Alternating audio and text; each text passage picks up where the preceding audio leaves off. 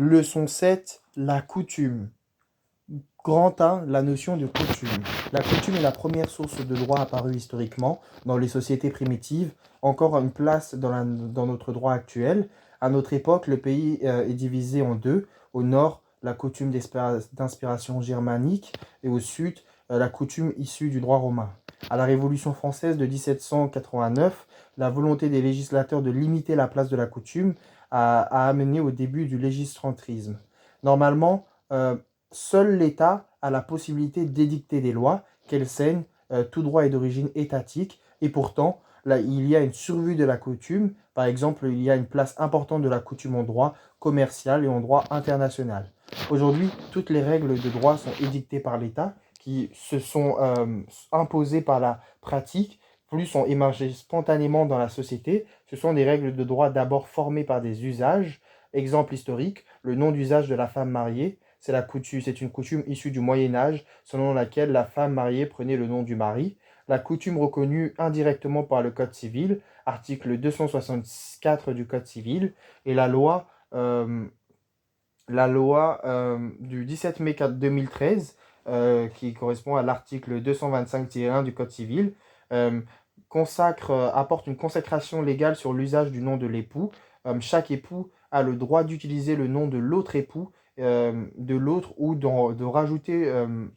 le rajouter au sien. Ça, c'est l'article 225-1. 225-1. Donc, il y avait une coutume qui avait perturbé, mais ce qui est différent, puisque aujourd'hui, la coutume a disparu, car la règle est inscrite dans le Code civil, à l'article 225-1. Il y a coutume s'il y a réunion de deux éléments, l'élément matériel, l'élément psychologique. Alors, petit a, l'élément matériel. L'élément matériel, c'est ce qui caractérise l'usage, le fait qu'il y a des comportements suffisamment répandus dans le temps, plus dans l'espace, pour parler d'une habitude. Usage répandu dans l'espace et usage en général qui concerne tout le territoire, usages nationaux ou une fraction du territoire, usages locaux. Usage répandu dans le temps, usage constant, puis prolongé. Donc l'élément matériel, c'est la répétition d'actes similaires dans la société. Alors, attention, un usage au sens large du terme, mais pas forcément une coutume. Un usage au sens large du terme n'est pas forcément une coutume. Il faut donc l'élément psychologique. Dans tous les usages, il n'y a pas de, donc tous les usages ne sont pas égaux à des coutumes, car il y a la nécessité de l'élément psychologique. Petit b, l'élément psychologique. L'élément psychologique, c'est le sentiment d'obligation de la coutume. Au Moyen Âge, il y avait ce que l'on appelle l'opinion necessitatis, la croyance du caractère obligatoire, et l'opinion juris, la croyance à la règle de droit. Donc, l'usage qui devient coutumier si la croyance qu'il s'agit d'une règle de droit obligatoire plus sanctionnée. Grand 2, variété des coutumes.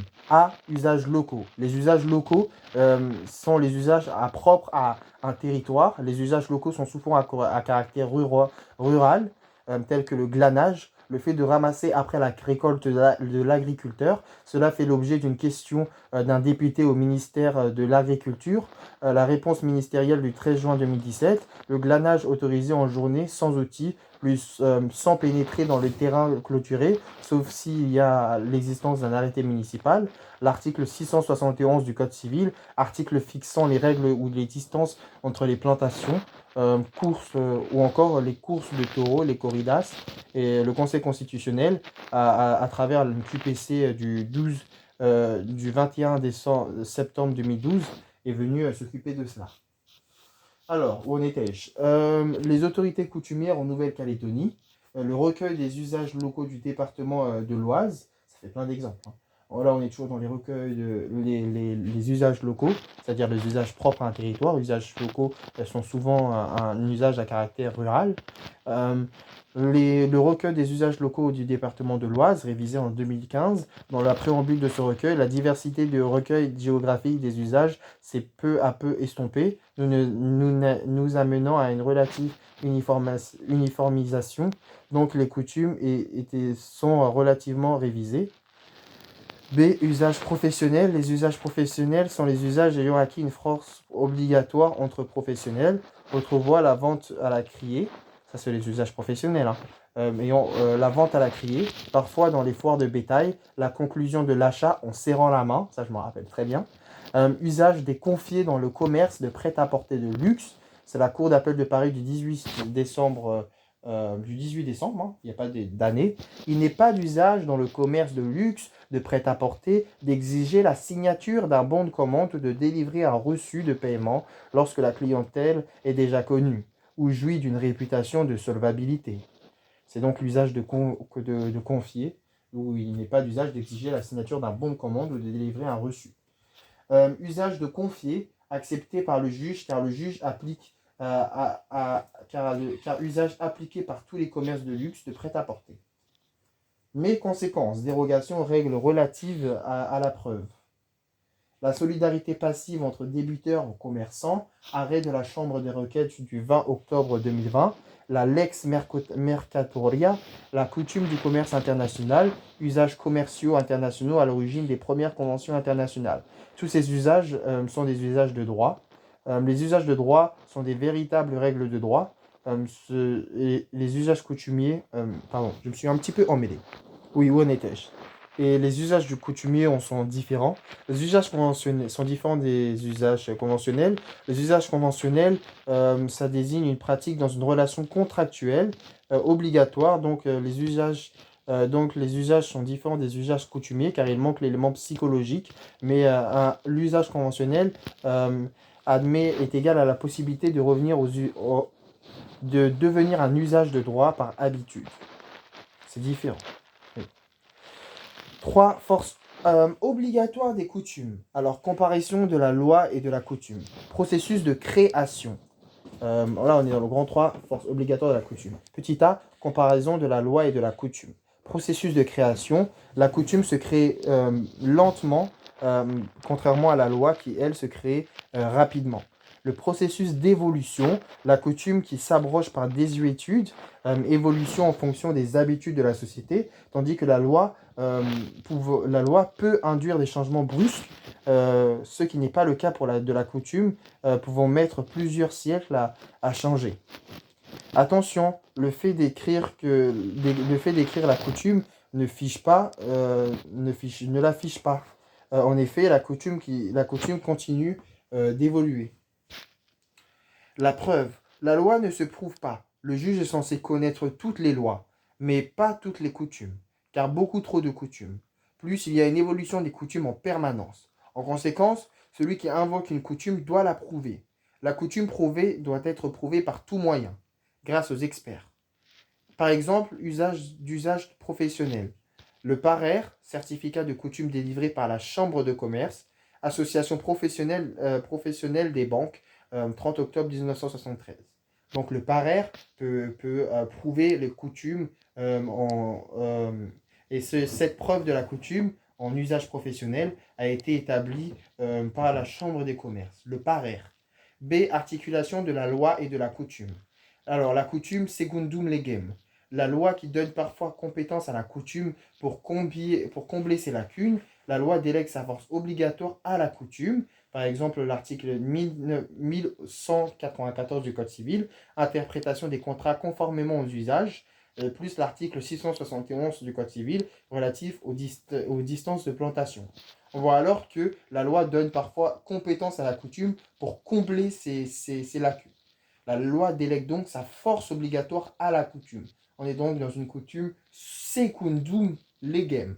Secundum, second pourquoi? Pour combler les lacunes de la loi, cette coutume.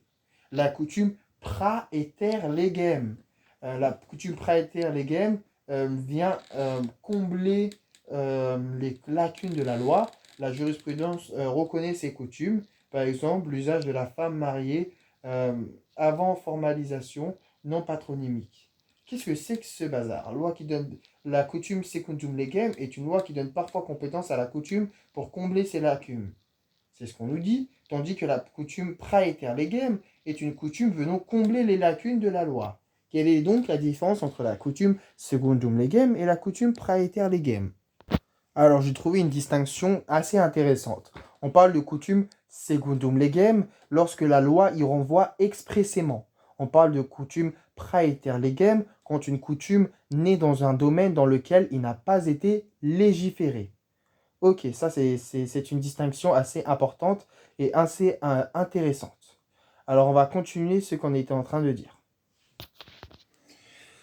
Maintenant, la coutume contra legem, c'est la coutume contraire à la loi, la distinction des lois supplétives et lois impératives. Une loi supplétive, possibilité d'être écartée par une coutume contraire, par exemple l'usage des confiés, écarte les règles relatives à la preuve.